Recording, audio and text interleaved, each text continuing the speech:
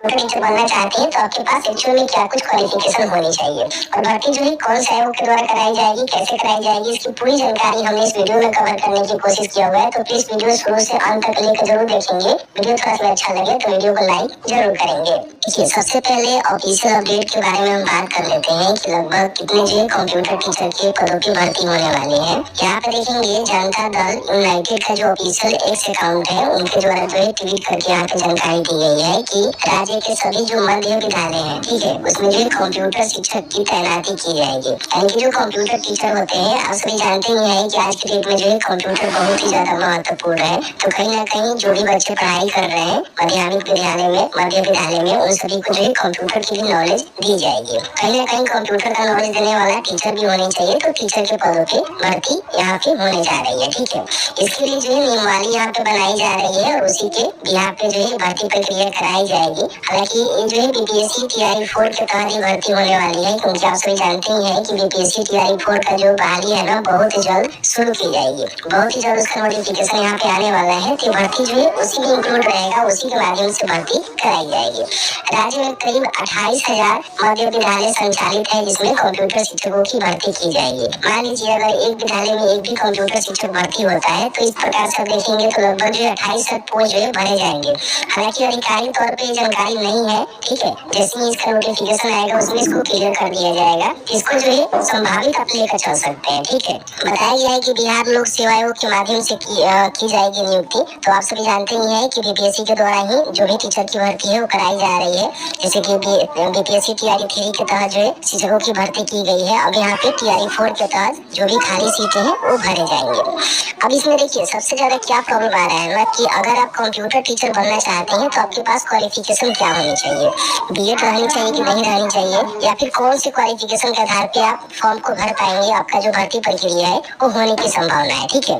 अब इसको जानने के लिए सबसे पहले बीपीएससी का ऑफिशियल पोर्टल पे आएंगे, क्योंकि बीपीएससी के द्वारा टीआरई 3 का जो नोटिफिकेशन जारी हुआ था उसमें भी कंप्यूटर शिक्षक की भर्ती निकाली गई थी, ठीक है। तो उसी के आधार पे जो है सभी जानकारी बताएंगे, क्वालिफिकेशन क्या मांगी जा रही है और किस तरह से आपकी भर्ती प्रक्रिया होने वाली है, ठीक है। यहाँ पे देखेंगे मैंने जो है बीपीएससी टीआरई 3 का जो ऑफिशियल नोटिफिकेशन है उसको ओपन कर रखा हुआ है। यहाँ पे देखेंगे बताया गया है, ठीक है, इसके रिगार्डिंग जानकारी दी गई है। थोड़ा सा हम नीचे करके आपको सबसे पहले बताना चाहेंगे। यहाँ पे देखिए एल वाला जो सेक्शन है ना, इसमें दिया गया है कि शिक्षा विभाग एवं अनुसूचित जाति अनुसूचित जनजाति कल्याण विभाग के कक्षा 11 से लेकर 12 तक एवं अनुसूचित जाति अनुसूचित जनजाति कल्याण विभाग हेतु कक्षा 6 से लेकर 10वीं में कंप्यूटर विज्ञान विषय के लिए विद्यालय अध्यापक के लिए आवश्यक शैक्षणिक योग्यता। यानी कि देखिए ये जो ऑफिशियल तौर पे आपको हम जानकारी दे रहे हैं कि आपका जो क्वालिफिकेशन क्या मांगे गए हैं।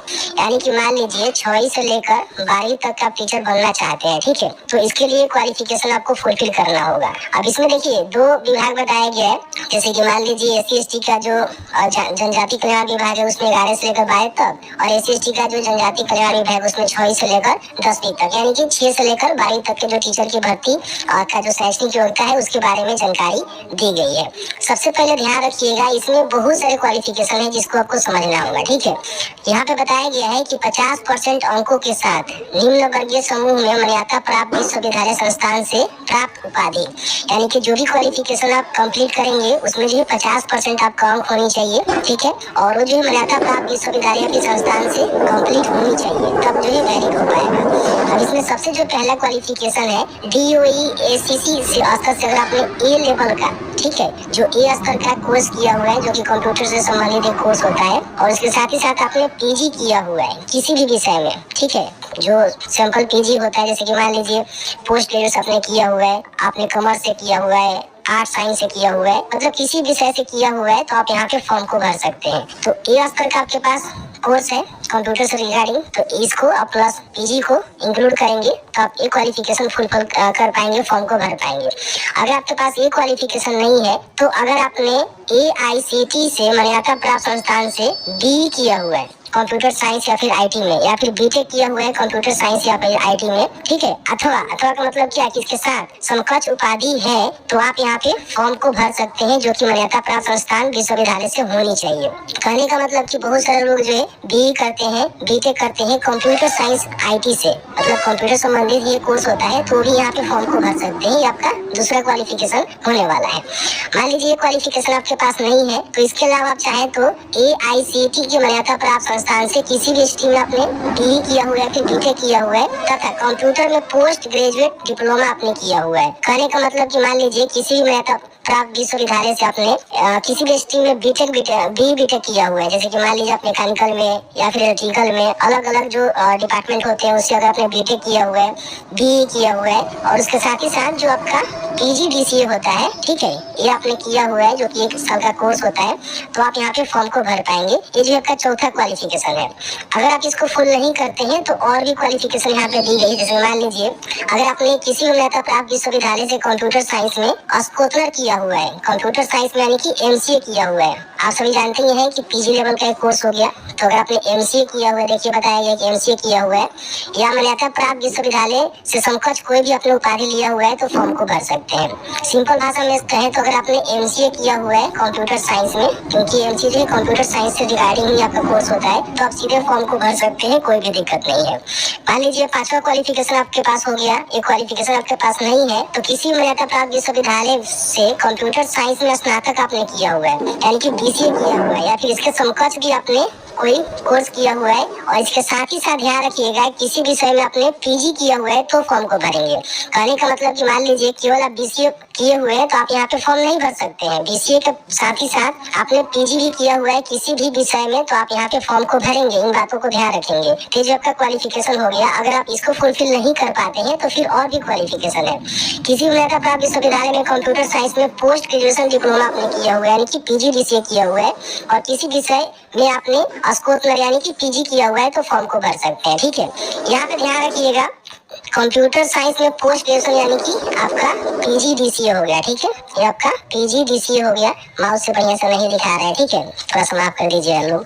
PGDCA हो गया, और किसी विषय में आपने PG किया हुआ है। PG का मतलब क्या है कि जो आपका BA के बाद होता है, ठीक है, स्नातक के बाद आपका जो कोर्स होता है पोस्ट ग्रेजुएशन, जिसको आप लोग PG बोलते हैं, वो आपने किया हुआ है किसी भी विषय से, तो फॉर्म को भरेंगे। तो इन बातों का विशेष रूप से ध्यान रखेंगे। ठीक है, अगर आपने ये क्वालिफिकेशन फुलफिल नहीं किया हुआ है, तो इस प्लेटफॉर्म में बताया गया है कि अगर आपने DOASE से स्तर से B स्तर का जो कंप्यूटर कोर्स होता है वो आपने किया हुआ है, और किसी भी विषय में आपने PG किया हुआ है, तो आप यहाँ पे फॉर्म को भर सकते हैं। ठीक है, यानी कि B स्तर का एक कोर्स होता है, ठीक है, वो आपने किया हुआ है, तो उसके साथ अगर आपने PG भी किया हुआ है किसी विषय में, तो फॉर्म को भर सकते हैं। अगर आपके पास ये क्वालिफिकेशन नहीं है, तो बताया गया है कि आपने C स्तर का किसी प्रकार की कंप्यूटर का कोर्स किया हुआ है, जो कि C स्तर का होता है, और किसी मान्यता प्राप्त विश्वविद्यालय से आपने स्नातक की डिग्री लिया हुआ है, C+ स्नातक। ठीक है, किसी भी मान्यता प्राप्त विश्वविद्यालय में विश्वविद्यालय से स्नातक की उपाधि आपने लिया हुआ है, तो आप यहाँ पे फॉर्म को भरेंगे। इन बातों को ध्यान रखेंगे। ठीक है, तो इसको भी आपको ध्यान देना है। और एक क्वालिफिकेशन आपके पास नहीं है, तो अगर आपने MCA किया हुआ है 3 वर्षीय कोर्स 6 सेमेस्टर वाला, तो भी आप यहाँ पे फॉर्म को भर सकते हैं। ये सारे जो क्वालिफिकेशन है, इन बातों को ध्यान रखिएगा। अब इसमें देखिए आपको छूट भी मिल जाएगा, जैसे कि मान लीजिए 11 से लेकर 12वीं, और यहाँ बताया गया है कि 6वीं से लेकर 10वीं तक के जो भी कंप्यूटर विषय पद पर नियुक्ति है, तो शैक्षणिक योग्यता बताया गया है, उसमें SC ST, यहाँ पे BC और दिव्यांग के जो भी अभ्यर्थी हैं ना, उनको 5% छूट मिल जाएगा, यानी कि इनका 45% भी रहेगा कि फॉर्म को भर सकेंगे। ठीक है, 5% आपको छूट मिल जाता है।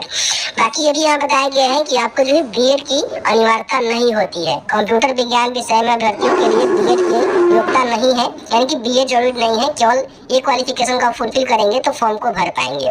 अब काफी सब लोग कहेंगे कि आपने तो एक यहाँ पे बता दिया, लेकिन क्या कंफर्म यही रहेगा? देखिए, कंफर्म यही नहीं रह सकता है, हो सकता है कि चेंज किया जाए, क्योंकि मैंने आपको बताया कि इसका जो नियुक्ति नियमावली है वो बनाया जा रहा है। हो सकता है कि इसमें जो और भी आपको छूट मिल जाए, जैसे कि मान लीजिए यहाँ पे आप देखेंगे जैसे कि पीजीडीसीए के साथ अगर आपने पीजी किया हुआ है, ठीक है, तो फॉर्म को भरेंगे, लेकिन कई बार क्या होगा कि वहाँ पे कहीं स्नातक बोल दिया जाए, किसी भी विषय से अपना स्नातक पास करके पीजी डीसीए कोर्स किया हुआ है तो फॉर्म को भर सकते हैं, ये भी हो सकता है। लेकिन अभी कुछ नहीं कहा जा सकता जब तक इनका डिटेल्स नोटिफिकेशन निकल के ना आए।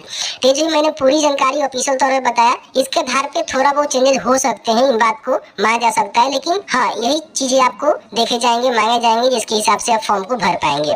तो इस तरह से मैंने जो है पूरी जानकारी बताया कि कंप्यूटर टीचर की जो भर्ती होने वाली है वो किस प्रकार से होने वाली है, कौन से आयोग के द्वारा होगा, और साथ ही साथ इसका क्या कुछ क्वालिफिकेशन रहने वाले हैं। फाइनली जैसे ही कोई अपडेट निकल के आता है, बीपीएससी के द्वारा भर्ती प्रक्रिया शुरू होती है, तो उसके लिए हम वीडियो बनाकर आप सभी को जानकारी उपलब्ध करवाने की कोशिश